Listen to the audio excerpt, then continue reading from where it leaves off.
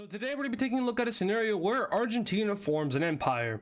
Now, like I said, we are going to be going in order for the empire series from here on out. This will probably be the last video that I mentioned that. In the last video, we did Algeria, and technically there are some countries that are in between Algeria and Argentina, such as Andorra. Now, there are some countries that are in between Algeria and Argentina, such as Andorra, but Andorra is a little speck on the map, and I can't really give them an empire. So we're going to go ahead and skip over the smaller countries and the countries that I've already done, and that's going to lead us right to Argentina. Argentina is the second largest country in South America and the second most powerful, right behind Brazil, so this will make for an interesting scenario. If you do enjoy this video, make sure to leave a like on it and subscribe to the channel if you're new. All that support is greatly appreciated, and yeah. So let's go ahead and jump right into this video. Alright, so for the remainder of this video, Argentina will be color red, so every time you see red, that means it is Argentina, or maybe it's land that it's annexing, or maybe one of its allies. Just know that everything red is Argentina and their team. So Argentina's first task as an empire is going to be invading Uruguay. Now the main reason for this is to get land, of course, but also because Buenos Aires is right around there and they want to protect that capital city, since Uruguay could easily fall to Brazil, and from there Brazil could launch a naval attack and strike on that capital city, which is not good. So Argentina will go after them and start annexing land over here in from the west. This is a pretty quick war, as Uruguay has no chance of winning this war unless another country were to join, but in this case no one else is going to join.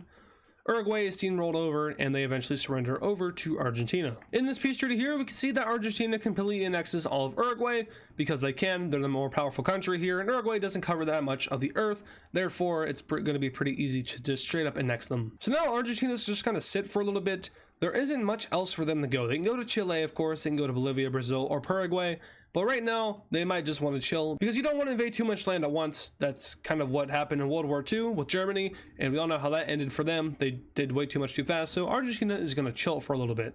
But since this is a YouTube video and you guys don't have very long attention spans, we're going to go ahead and ignore what I just said and jump straight into the next war. This one will be up against Paraguay. Paraguay has been through hell and back over here in South America. 70% of their male population gone. They don't like to fight wars, and they're not going to like to fight this one either. Argentina troops storm in from the south, and Paraguay puts up little to no defense as the country falls quickly to Argentina, even quicker than Uruguay did. In this peace treaty, we can see that Paraguay is completely annexed by Argentina, much similar to Uruguay. Once again, same reason: weak, not strong. Argentina, very strong. But now they have themselves a challenge, as they have now bordered 3 more powerful countries. Now, Bolivia, kind of the odd one out here. I wouldn't say they're as strong as Chile or Brazil, but they are, of course, stronger than Paraguay and Uruguay. With this in mind, Argentina is going to do exactly what I said earlier and just chill for a little bit until they don't, because once again, attention span here is not very well. That's not me saying that, that's analytics saying that. So yeah, get good. So after waiting a few months and after tensions calm down in Southern America, Argentina goes ahead and breaks all that and invades Bolivia. Bolivia is a very thick country.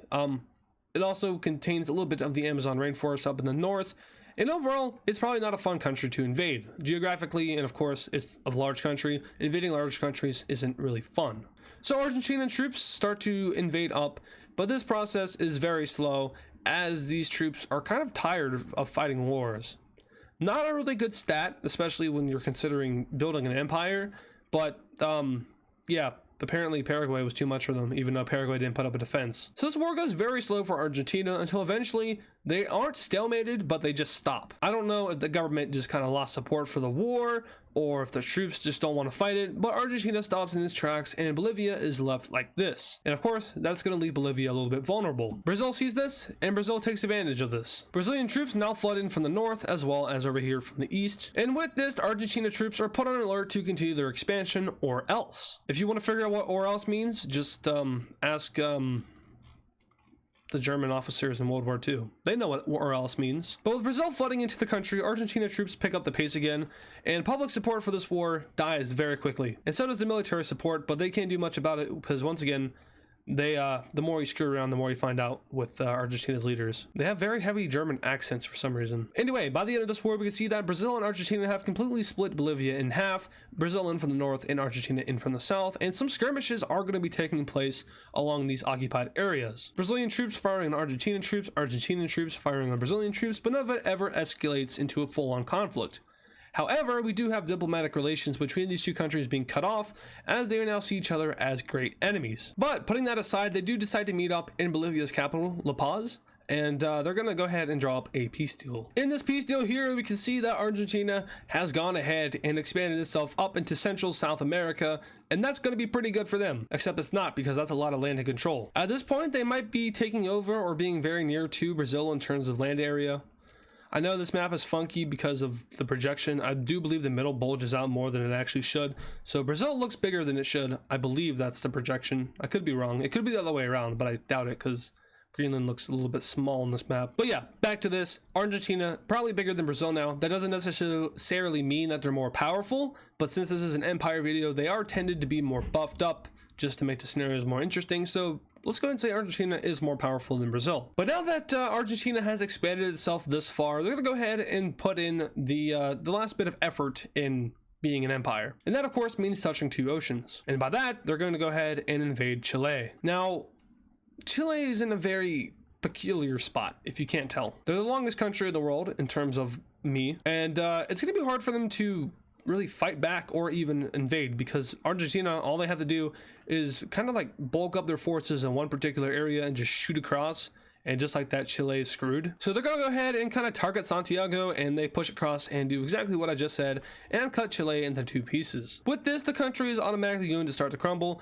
Now I know Chile is very mountainous, but yeah, Chile, would they actually fall this quickly? No. And Argentina's buff, they're an empire, they have ambitions, so let's go ahead and say they do, and eventually they surrender. All right, and just like that, Argentina is looking great. They have taken over all of South America, South America, and from here it gets even more challenging, because obviously their biggest enemy at this point is Brazil.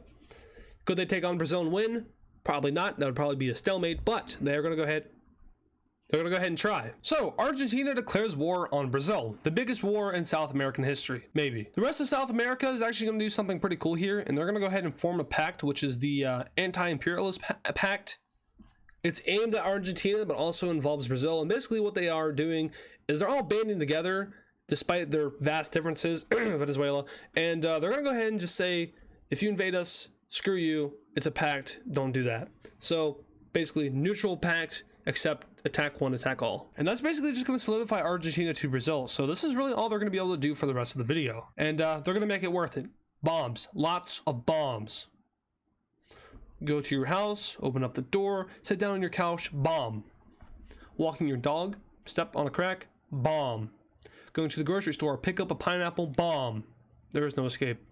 Bombs. So Argentina is first going to go ahead and start invading up over here from their Uruguay claims, because this is what's going to hurt Brazil the most. Their population is disputed along the coast here, all the way up until this hellish area. So Argentina is going to focus on it, and they're doing very well as they start to head towards Rio de Janeiro. Elsewhere though, we do see Brazil pushing into the Argentine and Bolivian areas, which they already had troops there in a lot of them, so this goes extremely well for them. Eventually these 2 sides meet, and one ginormous front line is formed, one of which is not fun to fight on. We see Argentina start to enclose some of these major cities over here and starve out the Brazilian population as they're able to take naval dominance of this area. Over on the west side of the continent, we see Brazil push down into the Chile claims, and they're now starting to threaten mainland Argentinian land. So Argentina's strategy here is basically just take over these major cities and then worry about this, whereas Brazil is not worried about this and instead is worried about this. So technically Brazil does have the advantage here, as they are just going after land as opposed to saving their cities, whereas Argentina is going after those major cities that Brazil doesn't care about.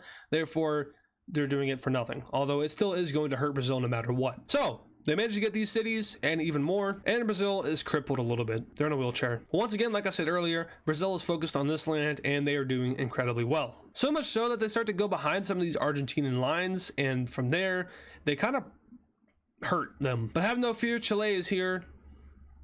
They're not actually there, I just wanted to say that. Argentina is here, and they're going to start to push back Brazil. Likewise, Brazil is going to start to push back Argentina. They don't manage to take back any of the major cities along the coast. However, they do manage to push them back in the inland.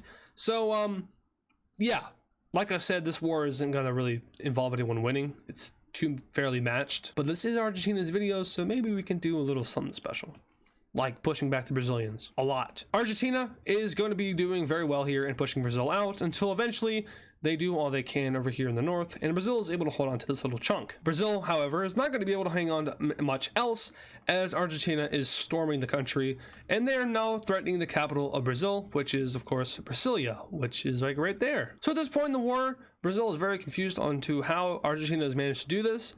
Maybe they're very good at assimilating other populations like Uruguay, Paraguay, Chile, and Bolivia, and they've managed to convince those militaries to fight for Argentina. I actually don't think they'd have much of an option, but let's go ahead and assume that they do, and they choose to help out Argentina. And let's go ahead and say that Brazil sucks.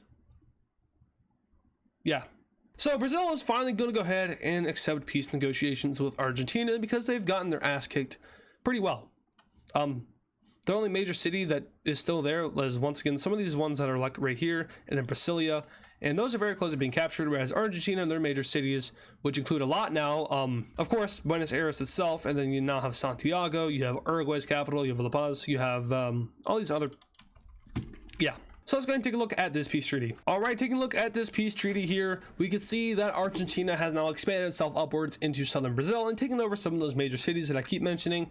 And at this point, Argentina is the most powerful country in South America, the third most powerful, nope, probably the second most powerful in the Americas themselves, and probably a top 20 country in terms of world power. Maybe top 10 if they're lucky. So yeah, that's gonna go ahead and do it for Argentina's empire. So if you did enjoy this video, make sure to leave a like on it, subscribe, and share the video with other map nerds and people and stuff.